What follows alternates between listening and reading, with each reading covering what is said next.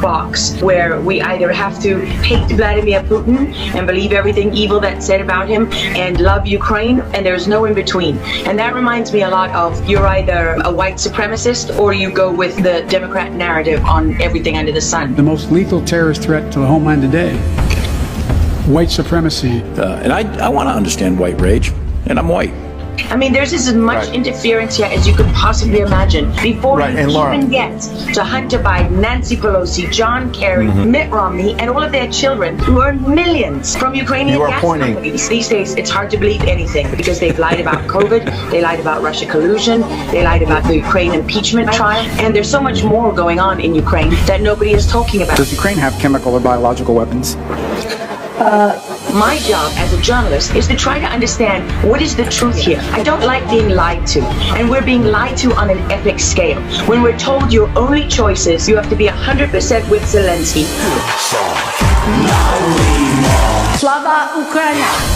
Who's a puppet, who you can find on the internet in black stilettos and leather pants. Zelensky was selected, like so many of our leaders. And honestly, with big tech and with election fraud these days, we don't know how many leaders all around the world have been selected for us and weren't actually voted in. How to build back better. We have to build back better. Build back better.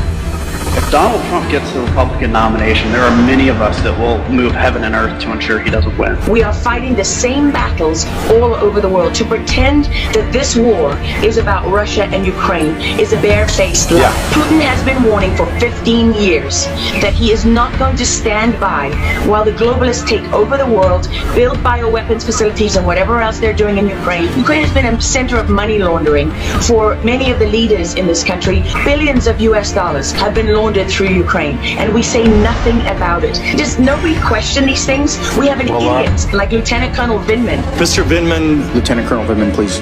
Do you always insist on civilians calling you by your rank? And sits there as a lieutenant colonel. He didn't even make colonel. And he's telling the President of the United States what his policy should be. You have a traitor in the form of Maria Yovanovitch, who was Obama's ambassador, who's telling Ukrainian government officials, don't listen to the will of the American people. In his July 25th phone call with Ukrainian President Zelensky, the president badmouthed Yovanovitch, calling her bad news. I was shocked, absolutely shocked. And then she's given a cushy job for life at Georgetown University, and we're told that the President of the United States cannot say to his foreign counterparts that we want you to look into something.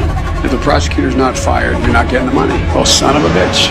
And they put in place someone who was solid. So much hypocrisy and dishonesty here, and Ukraine is at the center of it all.